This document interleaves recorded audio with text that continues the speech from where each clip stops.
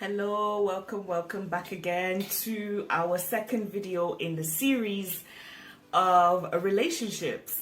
So we are going to be talking today about boundaries, and we've got so much to cover, so we are going to get straight into it. Let's talk about it. Okay, so firstly, I want to say that God himself is in relationship. God exists as a three-in-one, right? The Father, the Son, and the Holy Spirit. And so God knows what it means to have a relationship and to be in a relationship, because he himself is in relationship. And when he made us, he also made us in relationship as well. When we talk about boundaries, the first question that we've got to ask ourselves is, where does boundaries come from? How did it start? Where did it originate from?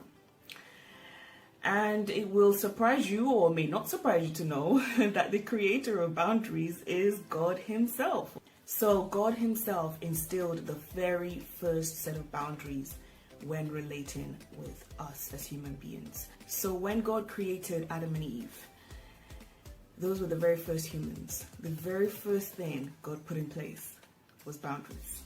And this boundary is what I like to call the protective boundary. So this is the first type of boundaries. It's a boundary that basically gives us the terms and conditions of the relationship. So it is meant to protect the relationship. It is meant to keep the relationship. It's meant to maintain the healthiness of the relationship. And God showcased this by telling Adam and Eve that whilst you are in this beautiful garden called Eden, you can eat of every tree that's in the garden. However, there is this one tree that you must not eat of. And the day that you eat of it, you will die.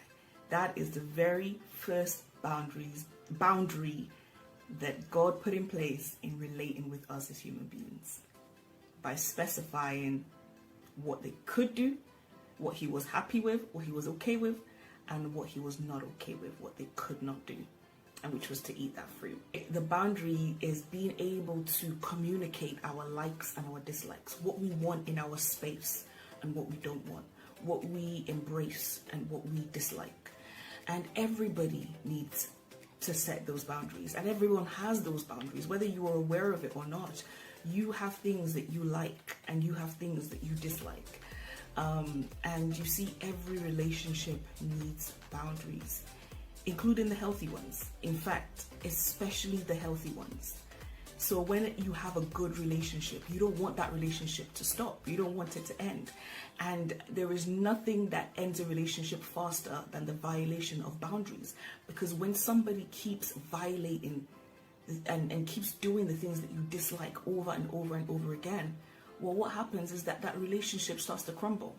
So being able to express your true feelings and your true emotions is the first step to maintaining a good relationship, to having boundaries, being able to communicate what you want and what you don't want. Then the second type of boundaries we can see is the boundary where you have to put in a consequence for somebody violating your boundaries. And again, we see that from the first boundary ever created, the originator of boundaries. So we all know from the story that unfortunately Adam and Eve violated God's boundary and they ended up eating that fruit. And so God's consequences had to kick in. And that consequence was that, number one, they would die. But even beyond that, God had to limit the fellowship and the interaction that he had with Adam and Eve. And that started with God sending them out of the garden. And that is why today human beings will never be in the Garden of Eden, because God sent Adam and Eve out of that garden. And not only did he send them out, but he put an angel there to guard the garden so that they would never, ever, ever be able to get back in.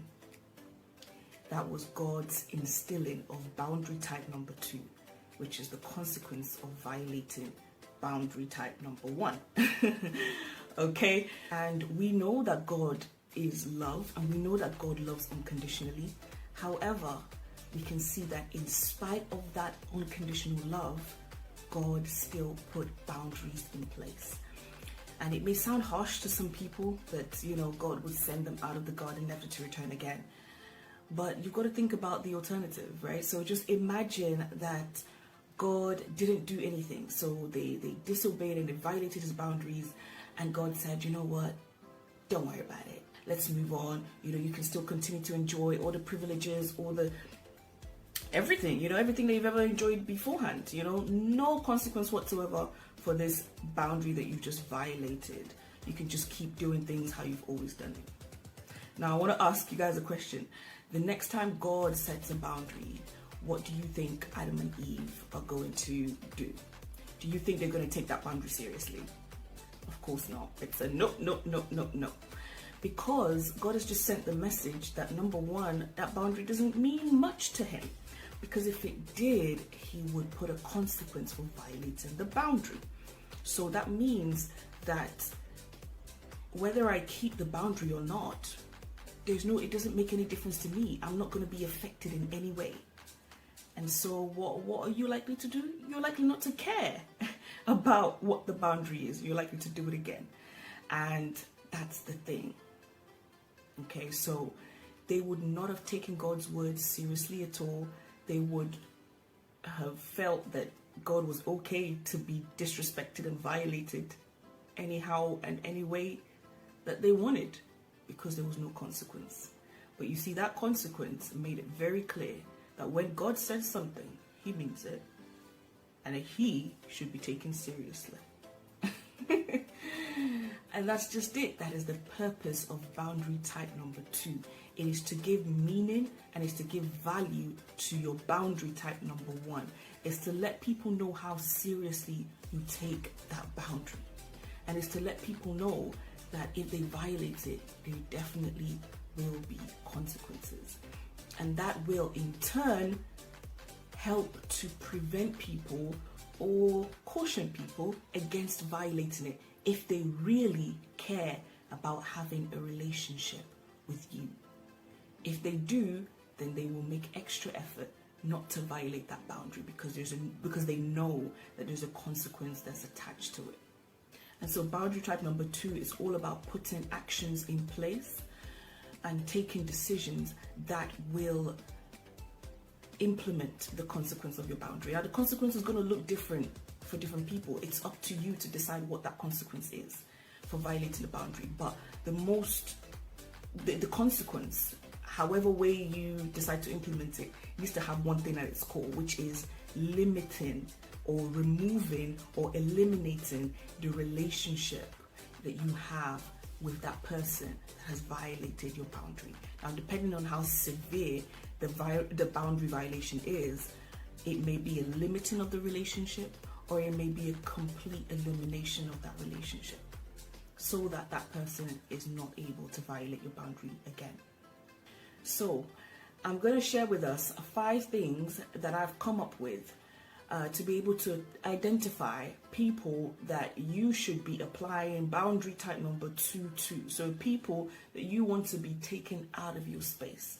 Okay, because sometimes it may be difficult for us to tell what is okay for me to allow in my space and what is not okay.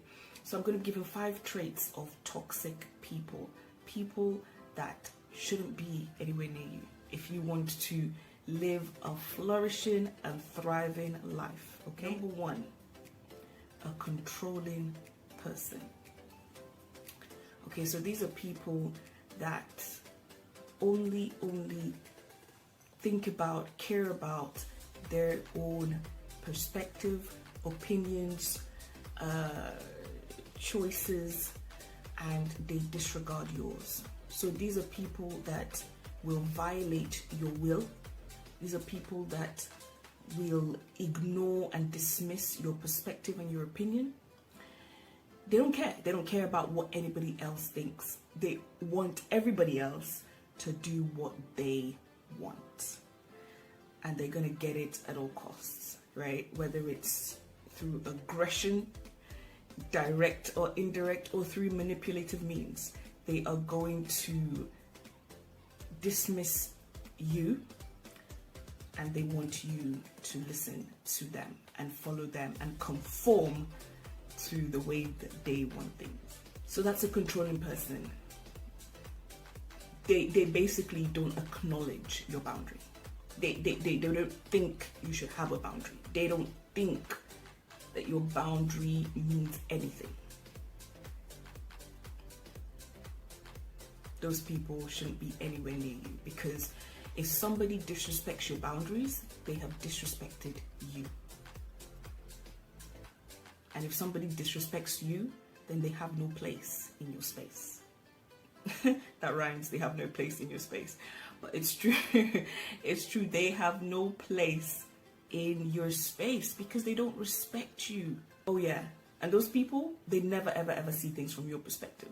Even when you're trying to explain and, you know, show them why it's important, and they just won't see it. They will never see it because they can't see beyond, you know, what they want. They want you to do what they want and not the other way around, you know. Number 2, a prideful and arrogant person. Now, these types of people, they are people who can never admit that they are wrong on anything.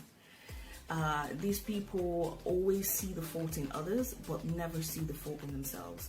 These are the types of people that if you tell them that they have hurt you in some type of way, you know, if you tell them that, oh, they have, you know, done something that has upset you, they have violated a boundary, they won't listen. In fact, they will turn the situation around so that they will basically make you feel that you are the one who did something wrong. Okay? They will never admit that they are wrong about anything.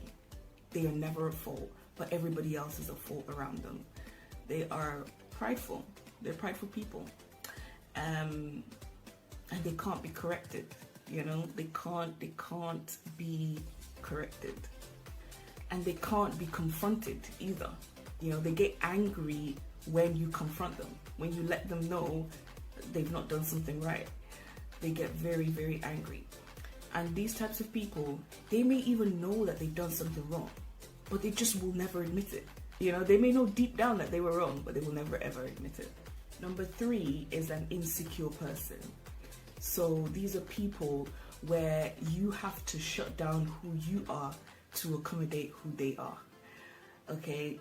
Around them, you cannot be yourself. Around them, you cannot be free to express who you are, to express your personhood, to express your personality, to showcase yourself, you know? You can't be free with them because they don't like it, you know, because whether they feel threatened by it or they just plain don't like it, they don't like who you are, they cannot accept you, for who you are. They cannot accept, you know, your personality. Maybe you are a bubbly, laughy, you know, confident type. They don't like that, you know. Or whether you're an intelligent, articulate, thoughtful person. They don't like that, you know. So you can't show any type of intelligence or whatever around them because they feel threatened. Or whether you are gifted in a certain skill or whatever, they don't like that. They want you to shut yourself down, and they want to be the only person in the limelight, the only person getting the glory and the attention and the focus. They cannot deal with somebody else being in focus other than themselves. That's an insecure person. And you cannot be yourself around them because they won't accept you for you. And many times those types of people, you leave their presence feeling angry, feeling bad about yourself, feeling like maybe there's something wrong with you, feeling like you need to somehow do more to earn their approval. You know, and they want to keep you in that state. They want to keep you in that state of feeling small and feeling less than themselves because they have to be the center of attention and they cannot have anybody else competing with their glory, right? So you have to shut down your light so that they can be comfortable.